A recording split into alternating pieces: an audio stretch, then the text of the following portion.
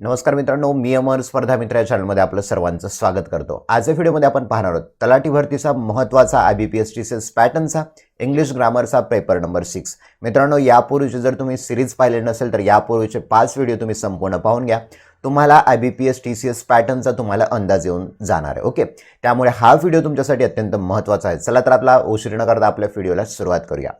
Question number 1 आहे, find out a word from the given choices that are similar in meaning with. बघा, find out a word from the given choices. आपल्याला असा word find out करायचा आहे, शोधायचा आहे that are similar in meaning with. बघा, जो की काय सिमिलर असणार आहे. खाली जे सेंटेन्स दिले त्या सेंटेन्सशी सिमिलर आपल्याला वर्ड फाइंड आउट करायचा. आता हा जो प्रश्न आहे ना, हा प्रश्न आहे वन वर्ड सबस्टिट्यूशनचा. ओके, 100% परीक्षेमध्ये 2 तरी तुम्हाला वन वर्ड सबस्टिट्यूशन विचारतात. ओके, चला वाचूया. One who copies someone's idea and writing. बघा, one who copies someone's idea and writing. बघा, वन म्हणजे काय, जो म्हणूया जो कॉपी करतो, काय करतो तो someone's idea, एखाद्याच्या कल्पना किंवा एखाद्याचं जे लिखित साहित्य आहे त्याची चोरी करणं किंवा त्याला आपण काय म्हणूया, आपण त्याचं साहित्य चोरणं असं आपल्याला म्हणता येईल. मग त्या व्यक्तीला काय म्हणतात? फर्स्ट ऑप्शन आहे बघा, कार्डिओलॉजिस्ट. आता कार्डिओलॉजिस्ट म्हणजे काय? कार्डिओलॉजिस्टचा अर्थ होतो हृदयरोग तज्ञ. सेकंड आहे ऑप्टिमिस्ट. ऑप्टिमिस्टचा अर्थ होतो आशावादी. म्हणजेच काय, one who person who always thinks positively, असा व्यक्ती जो नेहमी सकारात्मक विचार करतो. नेक्स्ट आहे बघा अथिस्ट. अथिस्टचा अर्थ होतो one who person who does not believe on God, असा व्यक्ती जो देवावरती विश्वास ठेवत नाही किंवा दैवी विश्वासांवर विश्वास ठेवत नाही. चौथा आहे प्लेजरिस्ट. आता प्लेजरिस्टचा अर्थ होतो वाङ्मय चोर. म्हणजे काय, तर लिखित साहित्याची चोरी करणं. ओके, मग one who copies someone's idea and writing, यासाठी ॲक्युरेट वन वर्ड सबस्टिट्यूशन येतं ऑप्शन नंबर 4. नेक्स्ट बघू आता, select the most appropriate meaning of the given idiom oblique phrases. बघा काय आहे, खाली आपल्याला एक इडियम दिली किंवा फ्रेज दिली. इडियम म्हणजे काय, तर मन असं म्हणता येईल. आता इडियमला आपल्याला अल्टरनेटिव्ह वर्ड येतो प्रोवर्ब. आता इडियमच्या जागी प्रोवर्ब सुद्धा विचारून तुम्हाला प्रश्न विचारू शकतात. वाचूया. Drop of a hat. बघा, ड्रॉप ऑफ अ हॅट. आता या इडियमचा तुम्हाला अर्थ माहिती असणंच आवश्यक आहे, म्हणजे या शब्दावरून काही अंदाज तर लागू शकणार नाही. बघा, ड्रॉप म्हणजे थेंब म्हणूया, हॅट म्हणजे टोपी. तर यावरून आपण म्हणजे असं म्हणूया की टोपी खालून पडू देता, असं काही होऊ शकतं का? तर बघूया आपण काय येतो ॲक्युरेट. फर्स्ट ऑप्शन आहे विदाऊट एनी डिले. म्हणजे काय, तर एखाद्या गोष्टीचा विलंब होऊ न देता. सेकंड बघा, in un unlucky situation. Lucky म्हणजे नशीबवान, अनलकी म्हणजे नशीबवान नसणारी सिच्युएशन म्हणजे काय, परिस्थिती, म्हणजे आपल्याकडून नसणारी परिस्थिती. नंतर टू स्टार्ट परफॉर्मिंग बेटर, म्हणजे जास्त चांगल्या पद्धतीने परफॉर्म करायला सुरुवात करणे. Next, not as easy as it appears to be. जसं ते दिसतंय ना तेवढं ते सोपं नाहीये. परंतु बघा, ड्रॉप अ हॅट म्हणजेच काय, कोणताही वेळ न लावता आपल्या कामाला सुरुवात करणे. या अनुषंगाने विदाऊट एनी डिले, डिले म्हणजे काय, विलंब, उशीर न करता एखादी गोष्ट सुरू करणे, याला म्हणूया आपण drop of a hat. Okay, चला म्हणून ऑप्शन नंबर 1 आपला करेक्ट आन्सर आहे. नेक्स्ट बघू आता, a sentence has been given in the active voice. Out of the 4 alternative, select the one which best expresses the same sentence in the passive voice. बघा काय होतो, a sentence has been given in the active voice. जो sentence आहे तो active voice मध्ये दिलेला आहे. Out of the 4 alternative, खाली दिलेल्या 4 पर्यायांपैकी select the one which best expresses the same sentence in the passive voice. म्हणजे प्रश्न दिलाय तुम्हाला ॲक्टिव्ह व्हॉइस मध्ये, तुम्हाला आन्सर करायचं त्याचं पॅसिव्ह व्हॉइस मध्ये. प्रश्न ॲक्टिव्ह व्हॉइस वाला आपण वाचूया. It is difficult to tell if she recognize the murderer. बघा प्रश्न काय म्हणतो, it is difficult to tell, म्हणजे हे सांगणं काय, तर अवघड आहे, डिफिकल्ट आहे. If she recognize the murderer, म्हणजे ज्या वेळेला तिने एका मर्डररला, खुनीला ओळखलं तर त्याची ओळख पटवणं काय, डिफिकल्ट आहे असं ते म्हणते. आता अशा वाक्यामध्ये ॲक्टिव्हच्या पॅसिव्हमध्ये कन्वर्ट करत असताना सर्वात महत्त्वाचं वर्ड काय, सब्जेक्ट फाइंड आउट करायचा, तुम्हाला कर्ता शोधायचा आहे. नेक्स्ट आहे वर्ब, म्हणजे क्रियापद शोधायचे, आणि ऑब्जेक्ट शोधायचे. ऑब्जेक्ट म्हणजे कर्म, ज्याच्यावरती क्रिया झालेली आहे. तर या वाक्यामध्ये बघा, शी हा सब्जेक्ट आहे, वर्ब आहे रिकॉग्नाइज, आणि ऑब्जेक्ट आहे मर्डरर म्हणजे खुनी. तर अशा वाक्यामध्ये आपल्याला काय करायचं असते, ऑब्जेक्ट जो आहे तो सुरुवातीला लिहायचा असते, आणि नंतर फाइंड आउट करायचा आपल्याला टेन्स कुठला. आता टेन्स फाइंड आउट झाल्यानंतर तुम्हाला एक फॉर्म्युला सांगतो बघा, object plus was were plus V3 असं स्ट्रक्चर असणार आहे. वाचूया आपण. The murderer was difficult to recognise. पहिलं ऑप्शन बघा, पहिलं ऑप्शन रॉंग झालं. दुसरं बघूया, it was difficult to task to recognise. आता टास्कचा काहीच संबंध नाहीये, म्हणजे हा सुद्धा रॉंग झालाय. थर्ड बघूया, it is difficult to tell if the murderer was recognised by her. हा बघा आता याच्यामध्ये काय दिलं बघा. आता ऑब्जेक्ट तुम्हाला कळाला मर्डरर, म्हणजे it is difficult to tell इथपर्यंत बरोबर आहे. नंतर बघा ऑब्जेक्ट आलाय द मर्डरर. वाक्य आहे सिंपल पास्ट टेन्सचं. सिंपल पास्ट असल्यामुळे काय करायचं आपल्याला, वॉज ऑब्लिक वर प्लस V3 घ्यायचा आहे. आता बघा मर्डरर कोण आहे, सिंग्युलर आहे. सिंग्युलर असल्यामुळे काय आला, वॉज वापरला. नंतर क्रियापदाचा तिसरूप घ्यायचंय. रिकॉग्नाइज म्हणजे ओळखणे, रिकॉग्नाइजचं V3 येतं रिकॉग्नाइज्ड. ओके, म्हणजे इथे आपण घेतलेलं आहे recognise.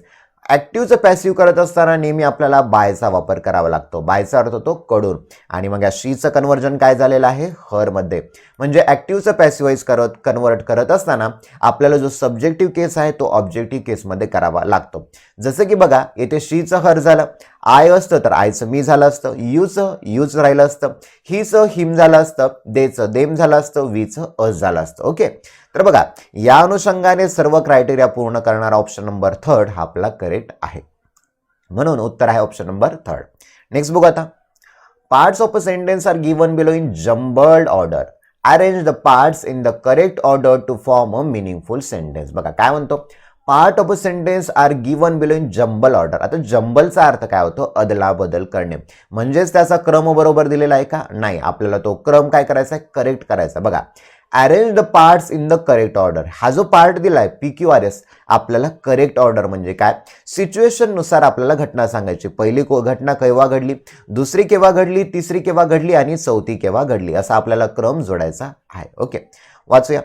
Collecting shea nuts, collecting shea nuts. Okay, आता या संबंधी आपल्याला क्रम जोडायचा. आता कलेक्ट म्हणजे काय, तर गोळा करणे. आता शियाचा अर्थ काय होतो, एक झाड आहे, आफ्रिकन झाड आहे ते नट्सचं. ओके, ऑइली नट्सचं म्हणजे आपण काय म्हणू, शेंगदाणे वगैरे असतं ना, त्या पद्धतीने एक ऑइली नट्सचं काय, ते एक झाड आहे, शिया नावाच्या नट्सचं झाड आहे. Collecting shea nuts. आता याला जोडून आपल्याला क्रम जोडायचा आहे. बघा आपल्याकडे ऑप्शन आहेत PQRS. सगळे वाचूया आपण, बघूया. कलेक्टिंग शिया नट्स, पी वाचूया. Is nearly a universal household. एक प्रकारचं एक युनिव्हर्सल म्हणजे काय, एक नेहमीचं सार्वत्रिक काय, हाऊसहोल्ड म्हणजे घरगुती काय काम आहे. ओके, पुढचं. Activity across the shea belt.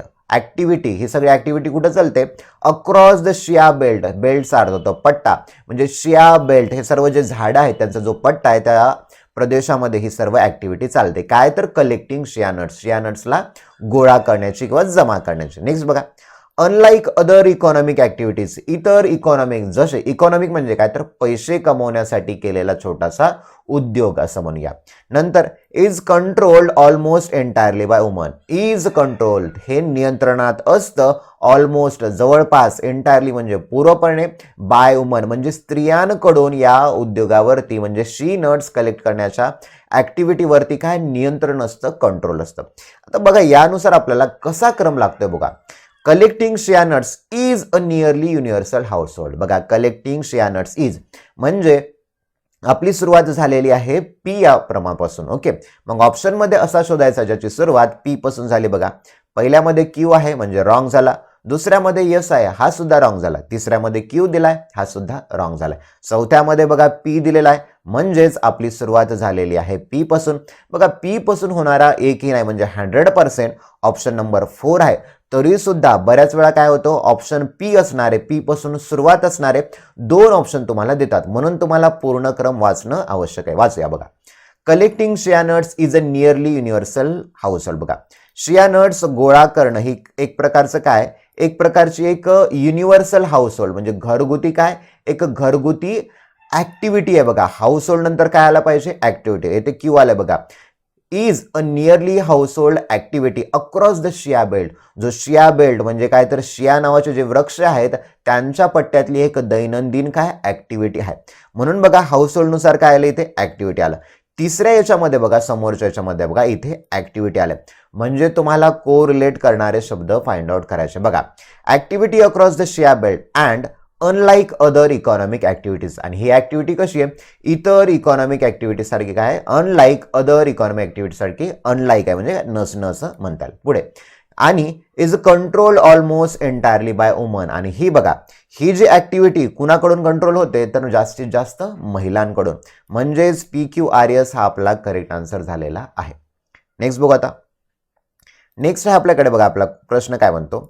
आपला प्रश्न म्हणतो out of the given 4 words only 1 is spelled correctly, find the word that is correctly spelled. बघा, out of the given 4 words, दिलेल्या 4 पर्यायांपैकी असा वर्ड फाइंड आउट करायचा ज्याची की स्पेलिंग काय बरोबर असणार आहे, म्हणजे 3 शब्दांची स्पेलिंग चुकलेली असणार आहे. पहिला बघा, एक्स्टॅसी, फॅसिनेटिंग, एक्स्ट्रीम, फिअर्स. चला, आपल्याला स्पेलिंग सापडलेली आहे, जी आहे ऑप्शन नंबर फर्स्ट, एक्स्टॅसी. आता एक्स्टॅसीचा अर्थ काय होतो? एक्स्टॅसीचा अर्थ लिहून घ्या मित्रांनो, शब्द महत्वाचे आहेत. एक्स्टॅसीचा अर्थ होतो परमानंद, म्हणजे खूप आनंद होणे.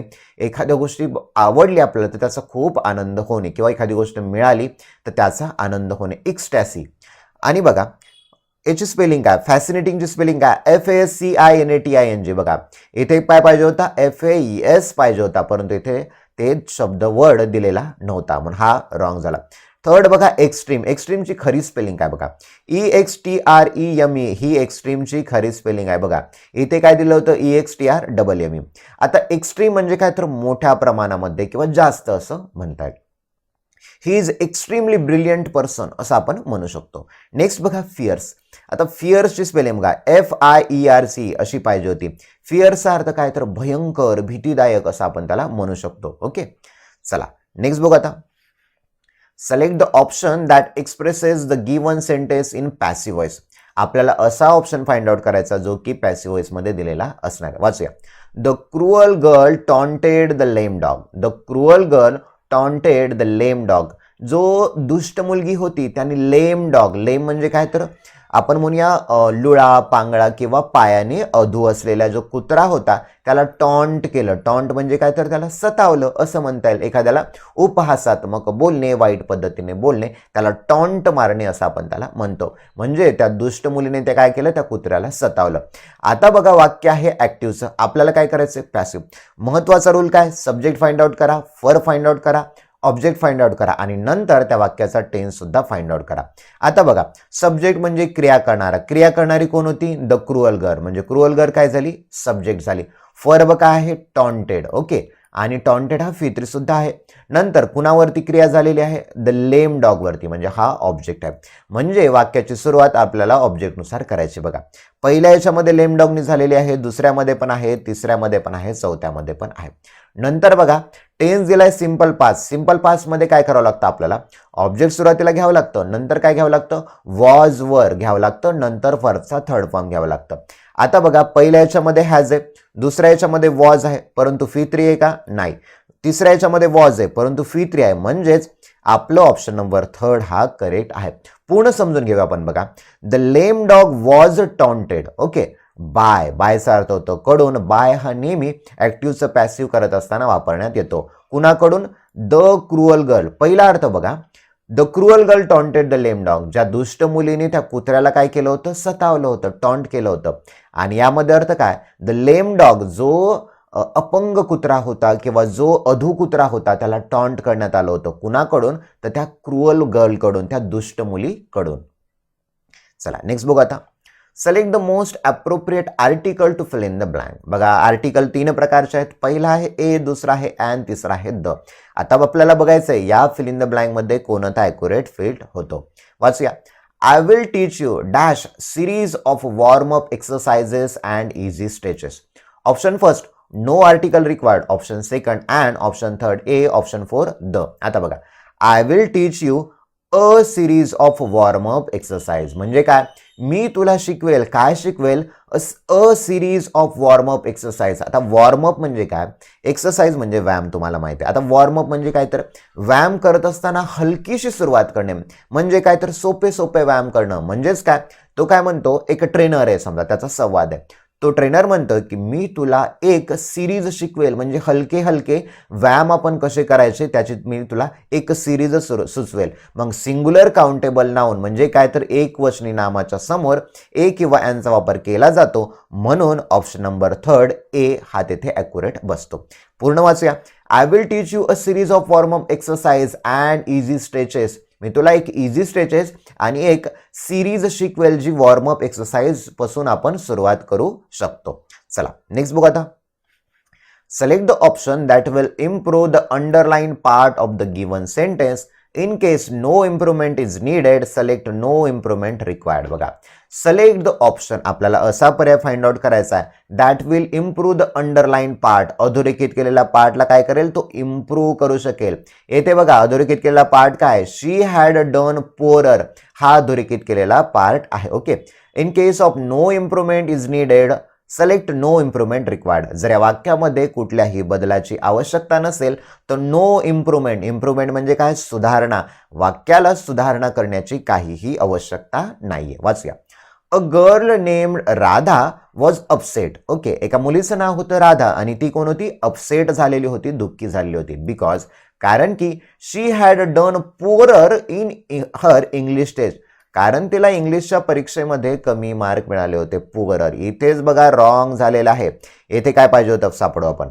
पहिल्या ऑप्शन मध्ये is been doing poor on, wrong आहे. नो इम्प्रुव्हमेंट रिक्वायर्ड, रॉंग आहे. हॅड डन पुअरली, बरोबर. बघा आता येथे हाच का आलाय आपण पाहूया. आता बघा, अ girl name Radha was upset, याच्यामध्ये बघा पास्ट टेन्स आहे, म्हणजे आपल्याला असं सेंटेन्स फाइंड आउट करायचं आहे ज्याला जोडून पास्ट टेन्स असला पाहिजे. आणि बघा पुअरर इथे येत नाही. आता बघा पुअरर होतं का, पुअर, पुअरर, पुअरेस्ट. आता बघा पुअरर केव्हा वापरतं, बघा डिग्रीचा कंपेरेटिव्ह डिग्री मधला फॉर्म आहे. पुअर काय, पॉझिटिव्ह डिग्री येतो, पुअरर कंपेरेटिव्ह डिग्री. आता जेव्हा तुलना केल्या जाते किंवा तुलना केल्यानंतर तुलना केलेला जो शब्द आहे त्यानंतर द्यान येतं तेव्हा तुम्ही कंपेरेटिव्ह डिग्री वापरू शकता. परंतु येथे रॉंग आहे. तुलना कशाची केली का, नाही केलेली. परंतु येथे काय पाहिजे होता, एलवाय म्हणजे काय तर ॲडवर्ब हवा होता. म्हणून आपण येथे बघूया. A girl name Radha was upset because she had done poorly in her English test. She had done poorly म्हणजे तिचा इंग्लिश टेस्ट मधला परफॉर्मन्स कसा होता, अत्यंत वाईट होता, अत्यंत कमी असा झालेला होता. आता पुअरलीचा अर्थ इथे गरीब आहे का, नाहीये, तर वाईट असं म्हणतात. म्हणून ऑप्शन नंबर 3 हा आपला करेक्ट आन्सर आहे. नेक्स्ट बघू आता. Select the most appropriate option to fill in the blank. बघा रिकाम्या जाग्यामध्ये आपल्याला अप्रोप्रिएट ऑप्शन फाइंड आउट करायचा. प्रश्न आहे बघा प्रिपोजिशनचा. प्रिपोजिशन तुम्हाला जमले पाहिजे. प्रिपोजिशन काय, टू आहे, इन आहे, ऑन आहे, अबोव आहे, यासारखे. He went dash dash the house and waited for his mother. बघा he went dash the house and waited for her mother. He went कुठे, इथे आपण पुटअप करूया. He went on the house, घराच्या वर गेला, and waited for his mother, काहीच संबंध नाही येतात. He went into the house, ज्या वेळेला बाहेरून आतमध्ये प्रवास केलेला असेल त्यावेळेला आपण इन टू हे प्रिपोजिशन वापरू शकतो. बघा म्हणजे he went into the house, तो घरामध्ये गेला आणि त्याच्या आईची वाट पाहत होता, त्याने त्याच्या आईची वाट पाहिली. म्हणून ऑप्शन नंबर 2 हा आपला करेक्ट आन्सर आहे. आता जे टुवर्ड्स प्रिपोजिशन आहे, टुवर्ड्स केव्हा वापरतात, टुवर्ड्सचा अर्थ होतो च्या दिशेने. Okay, he went towards the jungle, जंगलाच्या दिशेने तो गेला असं आपण म्हणतो, त्यावेळेला टुवर्ड्स असं वापरतो. आणि ओव्हरचा अर्थ होतो वर. आपण असं म्हणू शकता the bridge is over the river, नदीच्या वर काय आहे, ब्रिज आहे. मग या अनुषंगाने ओव्हर हा शब्द तिथे येऊ शकतो. परंतु ऑप्शनमध्ये ॲक्युरेट प्रिपोजिशन बसणार आहे इन टू. मित्रांनो वाचन वाढवा, तुमचं इंग्लिशचं वाचन वाढलं की तुम्हाला आपोआप ते प्रिपोजिशन कसे आपण तिथे फिटअप करायचे ते तुम्हाला कळून जातील. चला नेक्स्ट बघू आता. A sentence with an underline word is given below. Find the word which is most similar in meaning to the underline word. आपल्याला असा वर्ड फाइंड आउट करायचा जो की सिमिलर असणार आहे. वाचूया. They were ecstatic when their team won the championship game in the last second. बघा they were एक्स्टॅटिक, एक्स्टॅटिकचा अर्थ काय होतो, अत्यानंद होणे, खूप आनंद होणे. ओके, ते आनंदित झालेले होते केव्हा, त्यांची जी टीम होती त्यांनी काय बघा चॅम्पियनशिप वोन केलेली होती, म्हणजे काय जिंकलेली होती. कधी तर लास्ट सेकंडला, म्हणजे अगदी शेवटच्या क्षणाला त्यांच्या टीमने काय केलं होतं, मॅच जिंकलेली होती आणि त्यामुळे त्यांना खूप आनंद झालेला होता. म्हणजेच मॅच हारता हारता ते जिंकलेले होते. मग एक्स्टॅटिक यासाठी सिमिलर आपल्याला वर्ड फाइंड आउट करायचा. बघा पहिला आहे ओव्हरजॉयड म्हणजे खूप आनंदित होणे. मॉर्नफुलचा अर्थ होतो एखाद्या गोष्टीचा शोक करणे, दुःख व्यक्त करत राहणे, मॉर्नफुल असं म्हणतात. थर्ड आहे डिजेक्ट. डिजेक्ट म्हणजे काय तर नैराश्य, निराश. अनइन्थुजियास्टिक. बघा इन्थुजियास्टिक म्हणजे उत्साही, येथे अन वापरलाय. अनइन्थुजियास्टिक म्हणजे काय तर उत्साही नसणं. मित्रांनो शब्द महत्त्वाचे आहे, व्होकॅब्युलरी महत्त्वाचे आहे. आपल्या नोटबुकमध्ये राईट डाऊन करा. या ऑप्शनचा आधार घेऊन सुद्धा परीक्षेत प्रश्न तुम्हाला विचारले जातील. मग इक्स्टॅसिक या शब्दाचा सिमिलर वर्ड अत्यानंद होणे, खूप आनंद वाटणे, यासाठी येतो option number first overjoyed. Okay, next बघू आता. Out of the given option choose the most appropriate one to fill in the blank. आपल्याला अप्रोप्रिएट असा फाइंड आउट करायचा जो की फिल इन द ब्लँक असणार आहे. She dash dash from her chair to welcome us. बघा she dash dash from her chair to welcome us. पहिला आहे बघा रोज, दुसरा आहे हॅव राईज, थर्ड आहे हॅव रोज, फोर आहे हॅव राईज. बघा she dash dash from her chair to welcome us. आता she rose from her chair, ती तिच्या चेअरवरून उभी टाकली. कशासाठी? तर आम्हाला वेलकम करण्यासाठी. म्हणजे ऑप्शन 1 हा येऊ शकतो. दुसरं वाचं ऑप्शन हॅव राईज. बघा आपल्याला माहिती आहे subject plus have has plus फी3 म्हणजे ज्या वेळेला हॅव वापरतो प्रेझेंट परफेक्टच्या वाक्यामध्ये हॅव नंतर फी3 येतो. येथे राईज हा फी1 वापरलाय म्हणजे हा ऑप्शन रॉंग झाला. येथे बघा हॅव रोज आलाय, राईज रोज रिझन, येथे हॅव नंतर फी3 पाहिजे परंतु येथे फी2 दिलाय म्हणजे ग्रॅमॅटिकली हा रॉंग झालाय. येथे बघा हॅज नंतर फी3 पाहिजे, येथे सुद्धा राईज फी1 दिलाय म्हणजे हा सुद्धा रॉंग झालाय. उरला फक्त एकच जो की आहे सिंपल पास्ट मधला. म्हणजे she rose from her chair, ती तिच्या चेअरवरून उठली. कशासाठी? तर आम्हाला वेलकम करण्यासाठी. म्हणून ऑप्शन नंबर फर्स्ट आपला करेक्ट आन्सर येतो. नेक्स्ट बघू आता. Select the option that will improve the underline part of the given sentence. In case no improvement is needed select no improvement required. आता जर या वाक्यामध्ये इम्प्रूव्हमेंटची गरज नाहीये तर नो इम्प्रूव्हमेंट या ऑप्शनला तुम्ही क्लिक करू शकता. वाचूया. A hunter saw the beautiful doe sitting in the tree and aimed his gun on the doe. आता बघा इथे अंडरलाइन केलेला आहे बघा sitting in the tree, sitting in the tree and aimed his gun on to the doe. या शब्दाला बघा underline केला. इथून बघा in the tree and aim इथून.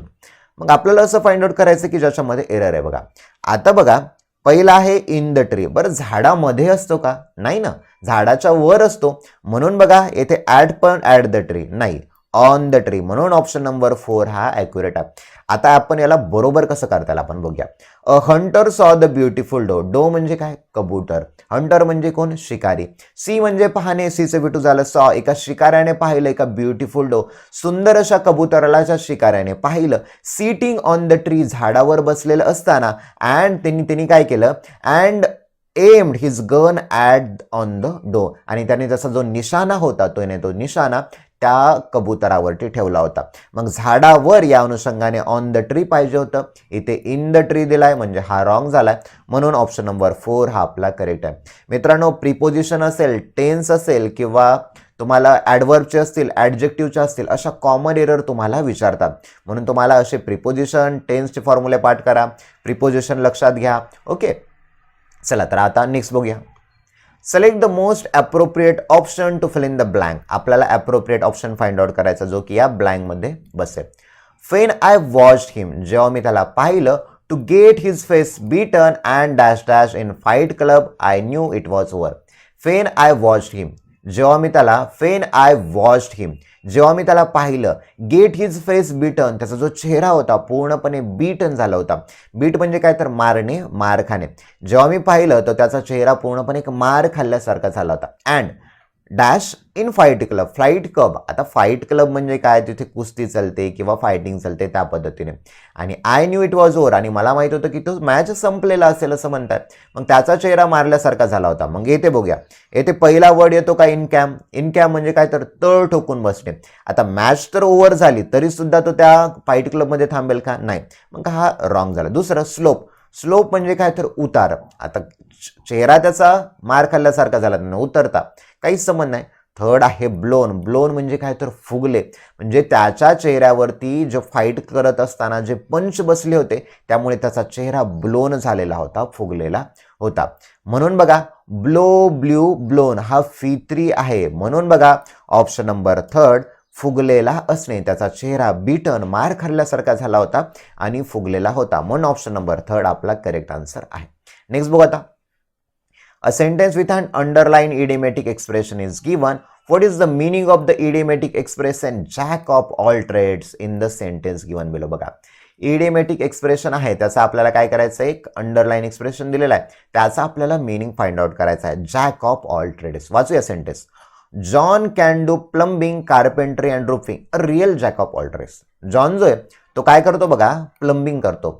प्लंबिंग, प्लंबर हा शब्द तुम्ही ऐकला असेल. प्लंबर म्हणजे काय, जो पाईप फिटिंगचे कामं करतो. किचनमधले पाईप असतील तुमचे, तुम्हाला टाकी बसवायचे असतील, टाकीचे पाईप फिट करायचे असतील तर त्याला प्लंबर असं म्हणतो. मग जॉन प्लंबिंग पण करायला आहे. कार्पेंट्री म्हणजे काय, तर सुतारकीचे कामं करायला आहे. दरवाजे पण बसवायला आहे, खिडक्या पण बसवायला आहे, खूप सारे कामं करायला आहे जे की लाकडा संबंधित आहे. फर्निचर बनवायला आहे, सोफा बनवायला आहे, एखादा सोफा सेट बनवायला आहे, एटसेट्रा. आणि रूफिंग, रूफिंग म्हणजे काय, तर छपराचे कामं, म्हणजे छत पण टाकायला, तो वेगवेगळे कामं करायला. म्हणजे मल्टी टॅलेंटेड हा माणूस आहे. जॉन कोण आहे, मल्टी टॅलेंटेड किंवा मल्टीटास्क करणारा माणूस आहे. म्हणजे काय, तर अष्टपैलू आहे. मग जॅक ऑफ ऑल ट्रेड्स म्हणजे काय, तर सगळे कामं असा करू शकतो असं म्हणतात. पहिलं ऑप्शन वाचा, someone who can do several different jobs instead of specialising in one. चला येथेच आपल्याला आन्सर सापडलाय. ओके, तरी ऑप्शन आपण सगळे वाचायचे बघा. Okay, someone who can do several different job म्हणजे असा कोणी व्यक्ती जो की सेव्हरलचा अर्थ होतो विविध म्हणूया, डिफरंट म्हणजे वेगवेगळे, जॉब म्हणजे कामे. असा व्यक्ती जो वेगवेगळे कामं करू शकतो. इनस्टेड ऑफ, इनस्टेड ऑफचा अर्थ होतो च्याऐवजी. स्पेशलायझिंग इन वन, कोणत्याही एका गोष्टीमध्ये स्पेशलाइज न होता जो व्यक्ती वेगवेगळे काम करू शकतो त्याला काय म्हणतात, a royal jack of all trades. म्हणजेच ऑप्शन नंबर 1 बरोबर आलेला आहे. बाकीचे ऑप्शन आपल्याला फाइंड आउट करायचे, त्याला कट कसं करता येऊ शकेल बघा. Someone who is an expert only in one thing, बघा येतेच चुकलं. Fails to do any other thing. आता हा काय म्हणतो, जॉन प्लंबिंग करायला आहे, कार्पेंट्री करायला आहे, रूफिंग करायला आहे. आणि हा ऑप्शन काय म्हणाल, expert only in one thing म्हणजे असा व्यक्ती फक्त एकाच गोष्टीमध्ये एक्सपर्ट आहे. बरोबर आहे का, नाही. Someone who is rich businessman, असा कोणीतरी रिच बिझनेसमॅन म्हणजे श्रीमंत व्यक्ती. आता जर तो श्रीमंत व्यक्ती असता तर कशाला प्लंबिंगचं काम करेल, कशाला कार्पेंट्री करेल, कशाला रूफिंग करेल. म्हणजे हा सुद्धा रॉंग झालेला आहे. उरला फक्त एकच, जॅक ऑफ ऑल ट्रेडसाठी काय, म्हणजे असा व्यक्ती जो वेगवेगळे कामं करू शकतो. चला नेक्स्ट बघूया. A sentence with an underline word is given below. एक सेंटेन्स दिलाय, त्यामध्ये अधोरेखित केलेला शब्द दिला. Find the word which is opposite in meaning to the underline word. आपल्याला अधोरेखित केलेला शब्द फाइंड आउट करायचा आहे. वाचूया. This coat has a special surface that repels moisture. अधोरेखित केलेला शब्द आहे, अंडरलाईन केलेला रिपेल. आता बघा, या रिपेलचा अर्थ माहित नसेल, सेंटेन्सनुसार अर्थ लावूया बघा. This coat has a special surface. हा जो कोट आहे ना त्याला एक स्पेशल सरफेस आहे, विशिष्ट आवरण आहे. ते काय करतं, मॉइश्चर म्हणजे काय, तर आर्द्रता वगैरे जे असेल तो कोट काय करतो, ती जी आर्द्रता आहे त्याला रिपेल करतो. म्हणजे काय, तर दूर ठेवतो. म्हणजे गरमी वगैरे होत असेल ना तर त्या गरमीला काय करतो, तो दूर ठेवतो. असा त्या कोटमध्ये स्पेशल सरफेस आहे. मग रिपेल म्हणजे एखाद्या गोष्टीला दूर ठेवणे, तर एखाद्या गोष्टीला अट्रॅक्ट करण्यासाठी ऑप्शन काय येतो, जो की आपल्याला अपोजिट असणार आहे. ऑप्शन फर्स्ट आहे बघा, अट्रॅक्ट म्हणजे काय, तर आकर्षित करणे किंवा शोषून घेणे. म्हणजेच ऑप्शन 1 हा आपला येऊ शकतो. दुसरा ऑप्शन वाचूया. रिमूव्ह म्हणजे काढून टाकणे, रिजेक्ट म्हणजे नाकारणे, डिस्प्लेस म्हणजे सुद्धा काढून टाकणे. तर मित्रांनो उत्तर आहे ऑप्शन नंबर फर्स्ट, अट्रॅक्ट, जे की आपलं करेक्ट आन्सर आहे. तर बघा, रिपेलला अपोजिट काय आलेलं आहे, अट्रॅक्ट, आकर्षित करणे. नेक्स्ट, चला मित्रांनो, आजच्या सेशनमधले सर्वात महत्त्वाचे IBPS TCS पॅटर्नमध्ये हे आपले हे प्रश्न होते. मित्रांनो, हे प्रश्न तुम्हाला इतर परीक्षेसाठी उपयोगी पडणार आहे, कारण सेम पॅटर्न आहे बघा. पशुसंवर्धनच्या परीक्षा असतील, जिल्हा परिषदच्या असतील, कृषी विभागच्या असतील, उत्पादन शुल्कच्या असतील किंवा वन संरक्षण असतील, सगळ्या परीक्षेला तुम्हाला हा पेपर पॅटर्न उपयोगी पडणार आहे. त्यामुळे हा व्हिडिओ तुमच्यासाठी अत्यंत महत्त्वाचा आहे. मित्रांनो, आपल्या चॅनलला लाईक करा, शेअर करा, सबस्क्राईब करा. जास्तीत जास्त मित्रांपर्यंत हा व्हिडिओ पोहोचा, म्हणजे जास्तीत जास्त आपले सबस्क्रायबर वाढले पाहिजे. आणि आपल्या महत्त्वाचं सहजदा मित्र चॅनलला तुम्ही हे करा, सबस्क्राईब करून टाका. काही अडचण असेल तर मला तुम्ही आपल्याला टेलिग्राम जॉईन ग्रुप असेल त्याला जॉईन व्हा. काय अडचण असेल तिथे मेसेज करू शकता. इथं हा माझा मोबाईल नंबर सुद्धा दिला आहे, तुम्ही टेलिग्रामला मला जॉईन होऊ शकता. टेलिग्रामची लिंक तुम्हाला मी डिस्क्रिप्शनमध्ये तर देणारच आहे, त्यामुळे व्हिडिओ संपूर्ण पहा. आणि सर्वात महत्त्वाचं, प्रत्येक परीक्षेत तुम्हाला पॅसेज येतो. ओके, तर पॅसेज तुम्हाला कुठे मिळेल, तर आपल्या चॅनलवर जी पॅसेजची सिरीज आहे रीडिंग कॉम्प्रेशन, ती सिरीज पहा. 5 मार्क तुम्हाला त्यामधून मिळून जातील. तर मित्रांनो, येथेच थांबूया. Thank you for watching this video.